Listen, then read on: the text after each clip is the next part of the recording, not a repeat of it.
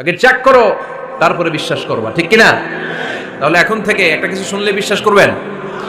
একজন এসে বলল, ভাইজান আপনার মেয়েরে দেখলাম আরেক ছেলের সাথে বাজারে ঘোরাফেরা করে, ওই রমনার বটমূলে দেখলাম আপনার মেয়ে আরেক ছেলেরে নিয়ে ফষ্টি নষ্টি করে, লোকের কথা বিশ্বাস করে বাসায় যে মেয়ের চুলের মধ্যে ধরে মাইর, আইজো মায়ের কাইলো মাইর। এরকম হইতে পারে না? হয়তো ওই লোক আপনার মেয়ের মতো দেখতে আরেক মেয়েকে দেখছিল। এরকম হয় কিনা সমাজে? একজন এসে বললো, ভাই আপনি এখানে ভাবিরে তো দেখলাম ওই জায়গায় আরেক লোকের সাথে ঘোরাফেরা করতেছে, খবর রাখেন না বাসা? আপনি রেগে মেগে, ঘটনা কি? আমার খেয়ে আমার পরে আরেকজনের সাথে, যে এই বাড়িতে যে মাইর, কোনো কথা নেই। দেখবেন যে ছোট্ট মারামারি থেকে এই ঘটনা অনেক সময় বিচ্ছেদ বা ডিভোর্স পর্যন্ত গড়ায়, ঠিক কিনা? ওই যে শোনা কথায় কান দিয়েছেন, ফাতা ভাই আপনি চেক করেন নাই, হয়তো আপনার স্ত্রীর মতো দেখতে বা আপনার স্ত্রী যে জামা পরে, যে পোশাক পরে, এরকম পোশাক পরে আরেক নারীকে দেখছে, আপনার বউ না এটা। আপনার মেয়ের ব্যাপারে যে তথ্য দিয়েছে এটা সঠিক নয়, সে আপনার মেয়ের মতো আরেকটা মেয়েকে দেখেছে, এসে আপনার কাছে বলে দিছে, আপনি বিশ্বাস করছেন। ভেজাল আছে না নাই?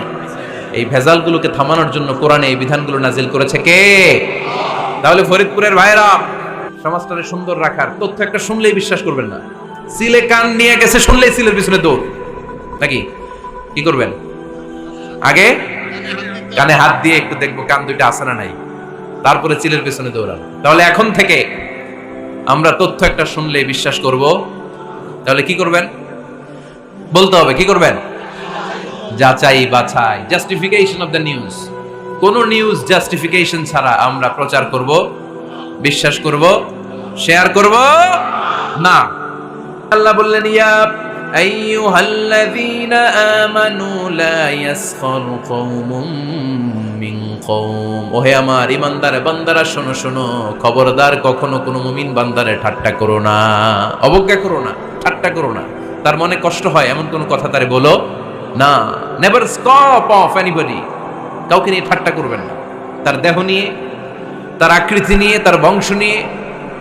এক লোকের বাবা ছিল চোর, কিন্তু তার ছেলে অনেক ভালো। আপনি কি তারা বলতে পারবেন তুই চোরের ঘরের চোর? বলতে পারবেন? চুরি করছে বাবা, ওর কি দোষ? কথা বলেন। এগুলো কবিরা গুনাহ। আওয়াজ করে বলেন তো, কি গুনাহ? কবিরা গুনাহ। কারো আকৃতি নিয়ে, আমার ফরিদপুরের কলিজার টুকরা যুবক ভাইরা, কারো আকৃতি নিয়ে কখনো অবজ্ঞা করবে না, তুচ্ছ জ্ঞান করবে না। এটা কবিরা গুনাহ, এটা আল্লাহ খুব অপছন্দ করেন। এর কারণ আকৃতিটা আমাদের হাতে নাই। আমাদের কারো নাক লম্বা, কারো খাটো, আমরা কেউ কালো, কেউ সাদা, আমরা কেউ স্মার্ট, কেউ অন্যরকম। তো এই যে আমাদের এক এক ধরনের আকৃতি, এটা কি আমি বানাইছি? আপনি বানাইছেন? দিছে কে? এই জন্য কারো দেহের গঠন নিয়ে যদি আপনি অবজ্ঞা করেন, এটা প্রক্ষান্তরে আপনি স্রষ্টাকে নিয়ে অবজ্ঞা করলেন। কারো দেহের আকৃতি নিয়ে যদি আপনি তুচ্ছ করেন, তাকে তুচ্ছ করেননি, আমার রবকে আপনি তুচ্ছ করেছেন। চিল্লায় বলেন ঠিক কিনা? খবরদার, তুই কালু, তুই লম্বু, তুই মোটু, তুই কানা, তুই রোহিঙ্গা, আছে না নাই? ইদানিং ইদানিং এটা খুব চলে। এই রোহিঙ্গা নামটা আছে না? ফরিদপুরে এগুলো ঢুকে নাই না? আমাদের ওইদিকে দেখি কি অবস্থা, কারোর সাথে কেউ লাগলে তুই রোহিঙ্গা। কি আশ্চর্য, এই গালি কবে আসলো? হ্যাঁ, অনেক ধরনের গালি। ঢাকায় আর একটা চলে ফৈন্নির ভূত, কি বলে? এই এগুলো আগে শুনি নাই আমরা, রিসেন্ট এগুলো বলা শুরু করছে। ফৈন্নির ভূত, রোহিঙ্গা না, এগুলো বলে আপনি কাউকে অবজ্ঞা করতে পারবেন? পারবেন না। খবরদার, এটা কবিরা গুনাহ, এটা ছোট গুনাহ মনে করবেন না। কারণ আকৃতি নিয়ে তুচ্ছ করা যায় না, কারণ আকৃতি দান করেছে কে? হুয়াল্লাযী ইউসাউইরুকুম ফিল আরহামি কাইফা ইয়াশা লা ইলাহা ইল্লা হুয়াল আজিজুল হাকীম। তিনি এমন সত্তা যিনি তোমাদের চেহারার অবয়ব দিয়েছেন, তোমাদের আকৃতি দান করেছেন তখন যখন তোমরা মায়ের পেটের ভেতরে ছোট্ট জোকের মতো ছিলা। মায়ের পেটের ভেতরে আমরা যখন সবাই এত ছোট্ট, তখনই আমাদের চেহারার আকৃতি দিয়েছে কে? কে সুন্দর হব, কে ছেলে হব, কে মেয়ে হব, কে মোটা হব, কে চিকন হব, আমার ইচ্ছা হয়েছি? আওয়াজ করে বলতে হবে, কার ইচ্ছায়? প্রত্যেককে যদি আল্লাহ প্রত্যেকের নিজের চেহারা ডিজাইন করতে দিতেন, আল্লাহ যদি বলতেন তোমার চেহারাটা কেমন হবে তুমি ডিজাইন করো, তাহলে আপনি আপনারা কেমন বানাতেন?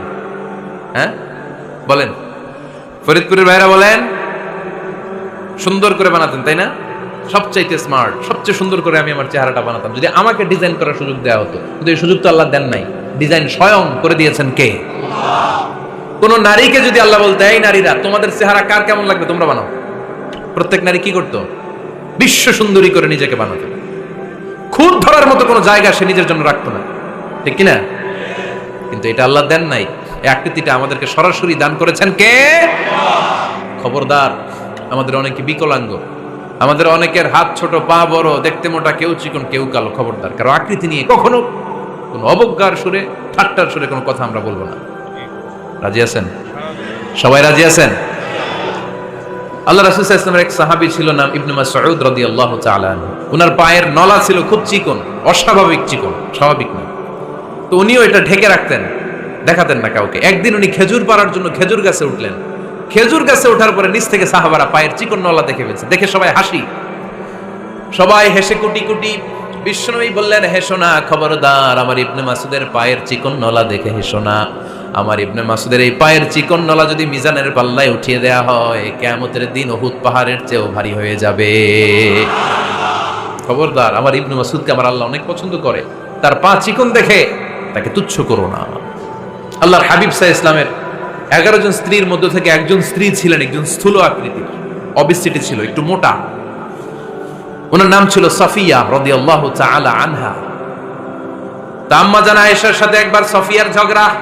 নবীদের বউদের মাঝে মাঝে মাঝে ঝগড়া হতো, তবে সেটা হতো মধুর ঝগড়া। সুবহানাল্লাহ পড়েন।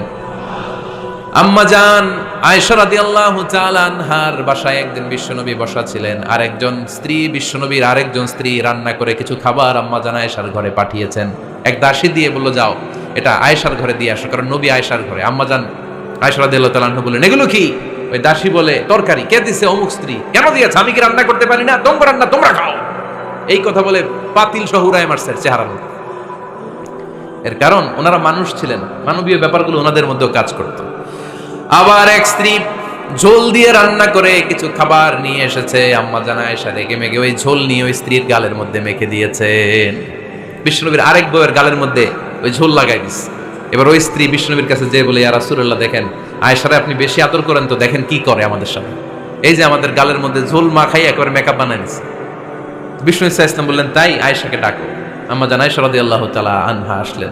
আল্লাহ রাসূল সাল্লাল্লাহু আলাইহি ওয়াসাল্লাম বললেন, তুমি কি আমার এই স্ত্রীর সাথে এমন আচরণ করেছো? আম্মা জান আয়েশা বললেন, করেছি। কেন? আম্মা জান আয়েশা বললেন, তখন মেজাজটা গরম ছিল, এখন বুঝতে পারতেছি আসলে এই কাজটা করা ঠিক হয় নাই। এবার বিশ্বনবী বিচার করবেন। বিশ্বনবী বললেন, আল কিসাস, যেমন করা হয়েছে বিচার হবে তেমন। তোমার গালে যেমনি ঝোল লাগাই দিয়েছে, তুমি একটু ঝোল নিয়ে আয়েশার গালে লাগাই দাও। সুবহানাল্লাহ পড়বেন না?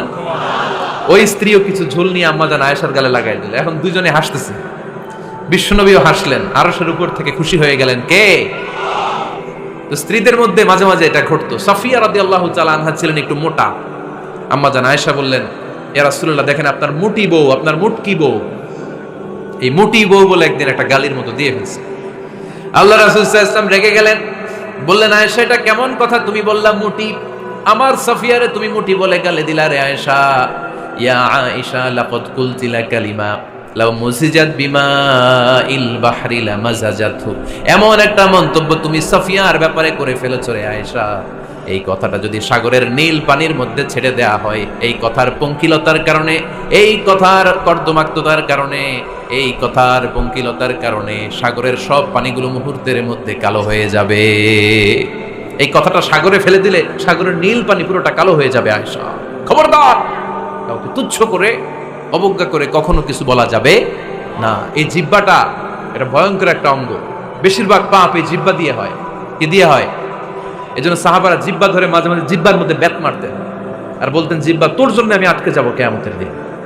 আমলিক আলাইকা লিসানাক, নিজের জিহ্বার মালিক নিজে হন, আপনার জিহ্বার মালিক যেন শয়তান না হয়ে যায়। জিহ্বা আপনার, শয়তানের ভাষায় আপনি কথা বলেন কেন? খবরদার, প্রতিটা কমেন্ট, প্রতিটা কথা, প্রতিটা মন্তব্য, এগুলোর ব্যাপারে কিয়ামতের দিন পাই টু পাই করে আপনার কাছে আল্লাহর সুপ্রিম কোর্টের কাঠগড়ায় দাঁড় করিয়ে আপনারা জিজ্ঞেস করবে কে? এজন্য বিশ্বনবী বলছেন, মাইয়াদমানলি মা বাইনা লিহিয়াইহি ওয়া মা বাইনা রিজলাইহি আদমান লাহুল জান্নাহ। আমার কোন উম্মত যদি দুইটা অঙ্গের গ্যারান্টি আমারে দেয়, আমি আমার উম্মতকে জান্নাতের গ্যারান্টি দেব। দুইটা অঙ্গের, একটা হলো জিহ্বা আর একটা লজ্জাস্থান। দুই চোয়ালের মাঝে যা থাকে লিজ্জা, জিহ্বা, আর দুই পায়ের মাঝখানে যা থাকে লজ্জাস্থান। এই দুইটা অঙ্গের গ্যারান্টি যদি বিশ্বনবীকে আপনি দেন, যে নবী জিহ্বা আর লজ্জাস্থান এই দুইটা অঙ্গের কোনো পাপ আমি করব না, নবী বলে, আমি দুনিয়ায় তোমার জান্নাতের গ্যারান্টি দিলাম। এজন্য জিহ্বাটারে সামলান, যা মনে চায় বললেন। খবর আছে না নাই? খবর আছে। মা ইয়ালফিযু মিন কাউলিন ইল্লা লাদাইহি রাকীবুন আতীদ। যা মুখ দিয়ে বের হয় লিখে রাখার জন্য দুইজন ফেরেশতা রেডি করে রেখেছে কে? চিল্লায় বলেন। যতদিন আমরা বেঁচে থাকবো ততদিন থাকবে আমাদের কাঁধে। আমরা মরে যাবো, এই ফেরেশতারা উড়াল দিবে, ঠিক কিনা? দুই কান্দে ছিল যে তোমার দুইজন পাহারা, তোমারে একলা থইয়া পালাইছে তাহারা। তোমার আটকুঠুরি নয় দরজা বন্ধ এবার হলো রে হলো। মুখে আল্লাহ রসুল সবে বলো, ও মুখে আল্লাহ রসুল সবে বলো। দুয়ারে আইসাছে পালকি নাই হরি গাও তোলো রে তোলো। মুখে আল্লাহ রসুল সবে বলো, ঠিক না? এজন্য সাবধান। আমলিক আলাইকা লিসানাক, নিজের জিহ্বার মালিক নিজে হন। মন যা চায় মুমিন তখন ইচ্ছা মতো মন মতো কোনো মন্তব্য ছুটতে পারে না। বিশ্বাসী বলে যদি নিজেকে দাবি করেন, নিজের জিহ্বার মালিক নিজে থাকার দরকার আছে না নাই?